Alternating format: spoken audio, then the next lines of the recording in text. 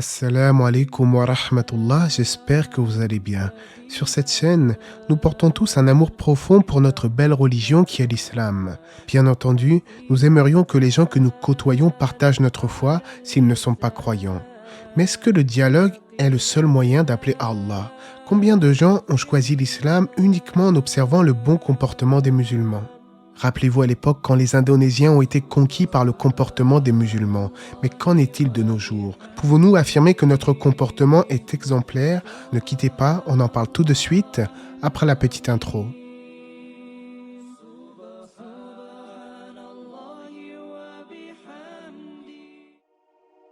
Si je vous disais que dans les pays occidentaux, l'islam est très bien perçu et que les musulmans contribuent à fournir une belle image de notre religion, je vous avoue que je vous mentirais. Bien entendu, le comportement des adeptes d'une religion ne reflète pas la religion en elle-même et comme le dit l'adage, quand le sage montre la lune, l'idiot regarde le doigt. Donc s'il y a un souci, il ne vient pas d'une religion en particulier, mais plutôt de ses pratiquants. Chaque individu peut utiliser un texte, qu'il soit religieux ou non, pour l'interpréter à sa manière. Mais pour nuancer mes propos, je ne pense pas que le problème qu'ont les gens avec l'islam ne soit dû qu'à nos propres manquements ou même à certains groupuscules qui interprètent les textes à leur sauce, car beaucoup de gens ont malheureusement une haine naturelle envers cette religion et à cela je ne peux que vous renvoyer à ce verset. Ils veulent éteindre avec leur bouche la lumière d'Allah alors qu'Allah ne veut que parachever sa lumière, quelque répulsion qu'en aient les mécréants.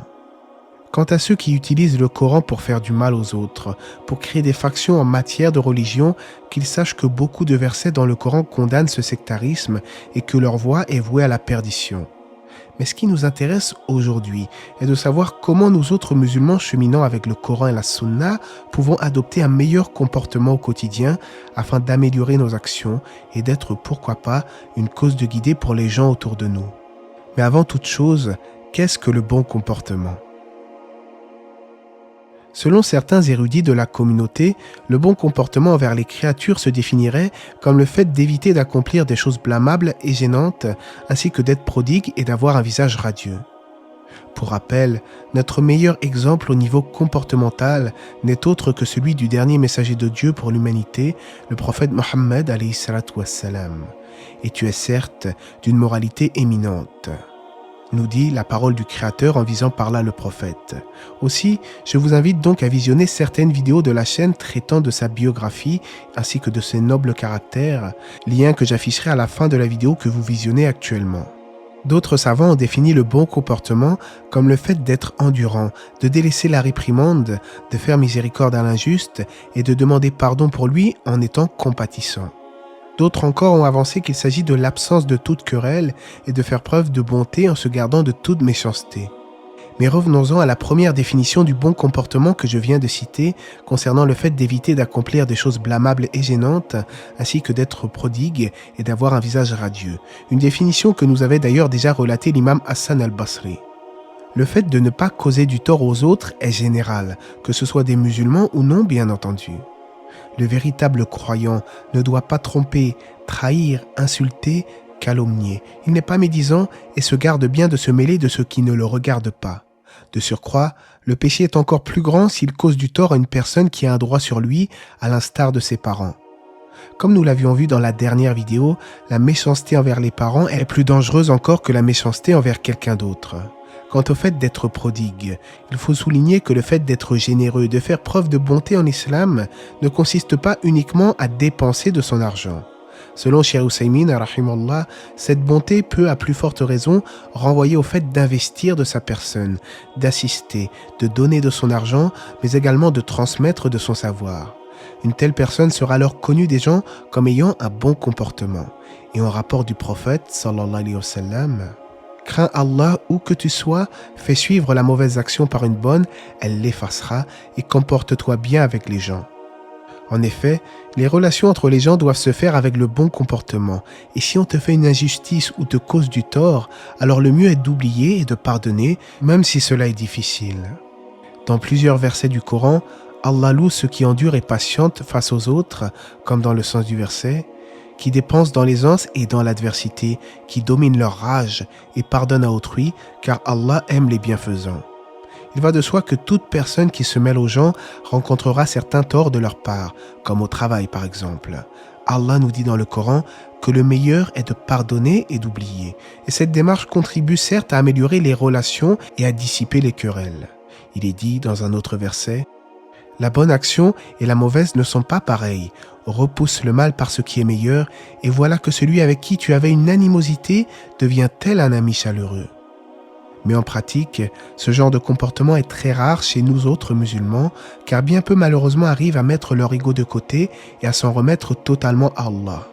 C'est d'ailleurs pour ça que le verset suivant nous dit, au sujet de ces gens qui repoussent le mal par le bien: « Mais ce privilège n'est donné qu'à ceux qui endurent, et il n'est donné qu'aux possesseurs d'une grâce infinie. » Cependant, au regard de ce verset, certains pourraient en conclure qu'en toute situation, le pardon est recommandé et meilleur. Or, il y a des exceptions, comme le cas d'un tueur en série par exemple, dont le fait de le gracier induirait qu'il recommencerait à perpétuer des crimes immondes. C'est pour cela qu'en islam, il est également autorisé de punir un malfaiteur si la situation l'exige. Et Cheikh al-Islam Ibn Taymiyyah a résumé ce sujet en disant: « La réforme est obligatoire, le pardon recommandé. Si dans le pardon se trouve la perte de la réforme, c'est-à-dire le devancement d'une recommandation sur une obligation, alors ceci n'est pas ce que la législation nous enjoint et avec laquelle elle est venue. » J'aimerais rebondir au sujet que nous avons vu concernant le fait de pardonner ou non le criminel. À ma connaissance, dans le judaïsme, c'est le talion qui est mis en avant et c'est ce que l'on retrouve souvent dans l'Ancien Testament. Dans le christianisme, vous avez ce fameux principe du pardon, du fait de tendre l'autre joue après s'être fait gifler. Il y a donc obligation de pardonner. En fait, on peut s'apercevoir que dans le fait de punir et d'être ferme, il y a là une solution pour faire cesser un mal récurrent, alors que dans le pardon, il y a là vertu et noblesse. Mais alhamdulillah, la législation islamique est la plus complète à ce sujet, puisque, comme l'a soutenu Cheikh Ousaymin, rahimallah, il y a cette fois-ci le choix entre le pardon et le talion.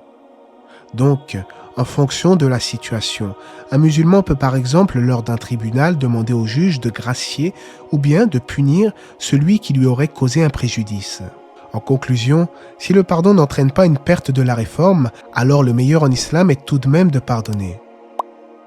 Sans même parler de criminalité, à plus petite échelle, dans une entreprise par exemple, on constate souvent que de nos jours certaines personnes se laissent faire et se font marcher dessus par leurs collègues de travail. Mon avis personnel sur la question est qu'il faudrait parfois faire preuve de fermeté sans outrepasser les limites de notre religion bien entendu. Et cela afin d'établir un certain respect d'entrée de jeu afin d'éviter de laisser la porte ouverte au manque de respect. Malheureusement, dans certaines de nos sociétés actuelles, on constate que plus tu te laisses faire, plus les gens cherchent à prendre l'ascendant sur ta personne. Mais une fois le respect totalement établi, les gens ne chercheront plus à vous nuire, quand bien même vous auriez un bon comportement, car ils auront vu de vous que vous êtes capable d'avoir du répondant et de savoir être ferme quand la situation l'exige. Pour en finir avec la définition du bon comportement que nous avons étudié, il était mentionné le fait d'avoir un visage radieux. La gaieté du visage suscite en effet la bonne humeur entre les gens, mais si tu es renfrogné, alors là les gens te fuient. Tel était par exemple Rasulullah, le prophète alayhi salatu wassalam, qui avait toujours un visage radieux, souriant et un comportement avenant. Certains ont de belles moralités de manière innée depuis leur plus jeune âge, mais d'autres cherchent à acquérir certaines moralités, c'est l'inné et l'acquis. En tant que croyants, nous ne devrions pas dire « toute façon, je suis comme je suis », mais plutôt essayer de s'améliorer. Et même celui qui est doté de bonnes mœurs naturellement, il peut toujours s'améliorer davantage.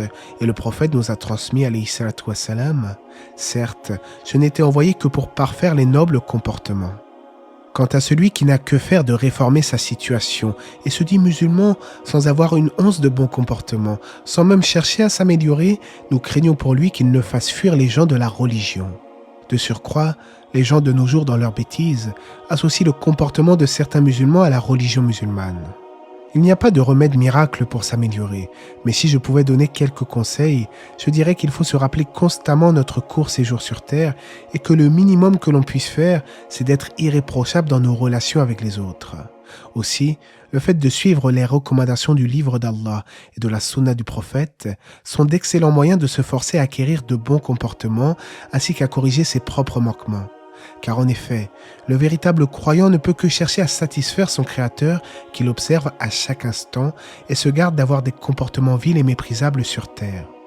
Et si nous prenions réellement l'exemple sur le messager d'Allah, sallallahu alayhi wa sallam, cela nous aurait suffi, car son seul comportement était une lumière qui attirait les gens sincères vers la religion de l'islam. Parmi les bons comportements, il y a le fait de ne pas s'emporter lorsqu'on est fâché et de rester calme et serein au quotidien, comme l'a relaté Abu Huraira au sujet des propos du prophète. L'homme fort n'est pas celui capable de terrasser autrui, l'homme fort n'est autre que celui qui se maîtrise lorsqu'il est en colère. Il y a aussi le fait d'être bon envers ses parents, ses voisins, ses proches et les gens de manière globale. Aussi, le véritable musulman est celui qui n'est pas arrogant, qui ne prend pas les autres de haut en pensant être meilleur qu'eux. Allah dit dans le Coran dans le sens du verset « Et ne foule pas la terre avec orgueil. Tu ne sauras jamais fendre la terre et tu ne pourras jamais atteindre la hauteur des montagnes. » Le devoir du musulman est d'être modeste et humble dans ses actes et ses propos, et cela à l'égard de tout le monde. Il n'est ni impoli ni tapageur, il ne se montre pas en spectacle, il devrait plutôt être discret et taciturne, tourné vers son Seigneur et connu pour sa bonté. Parmi les bons comportements également, le fait de faire preuve de douceur et non de rudesse, et cela notamment lorsqu'on appelle à l'islam, afin de ne pas faire fuir les gens. On voit aujourd'hui malheureusement des prédicateurs musulmans être constamment dans la dureté et dans le blâme, sans jamais utiliser la moindre douceur envers leurs frères et sœurs qui auraient commis des erreurs. Et on rapporte du prophète, alayhi salatu wassalam, Allah est doux, il aime la douceur, il donne par la douceur ce qu'il ne donne par la rudesse. Et un autre hadith rapporté par Muslim encore une fois, nous dit que celui qui est privé de douceur est privé de tout bien. Qu'Allah nous accorde de belles moralités et fasse en sorte que nous soyons des causes de guider, même si au final, bien entendu, Allah guide qui il veut dans son droit chemin. Bien souvent, on peut entendre des musulmans dire « Vous savez, les non-musulmans, même s'ils n'ont pas la foi, ils ont des bien meilleurs comportements que nous autres musulmans.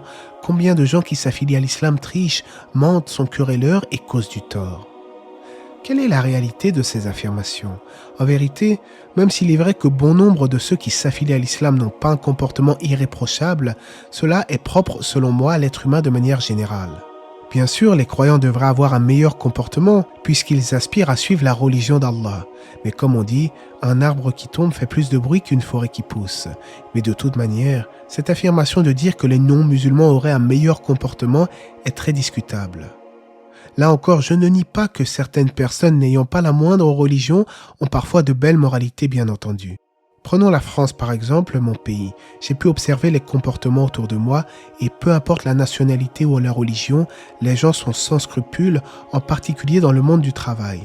Et si on y regarde de plus près, je ne vois pas en quoi les non-musulmans ont un meilleur comportement, car là aussi ils ne s'interdisent pas la tricherie, la tromperie et sont parfois connus pour la couardise et la délation. La fin justifie les moyens et tous les coups sont permis. Chacun cherche avant tout son propre intérêt au détriment de toute moralité. Pour vendre une voiture ou quoi que ce soit de matériel, les vendeurs sont très accueillants, très polis, conseillent très bien, mais c'est uniquement par intérêt, pas par gentillesse. Lorsqu'une personne a l'occasion de poignarder une autre dans le dos, qu'est-ce qui l'empêchera d'atteindre son but ?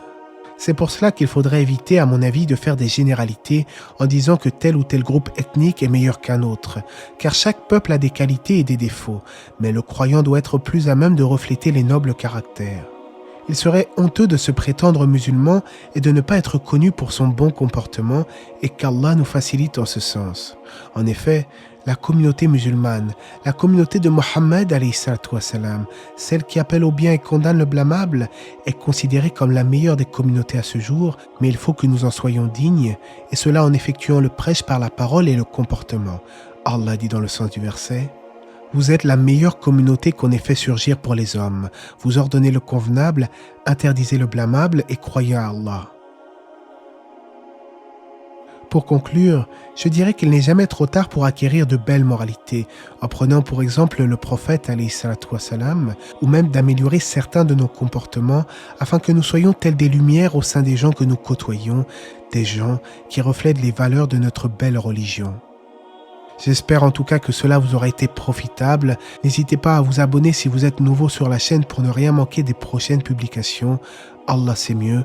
Que la paix et les bénédictions d'Allah soient sur le prophète, sa famille et ses compagnons.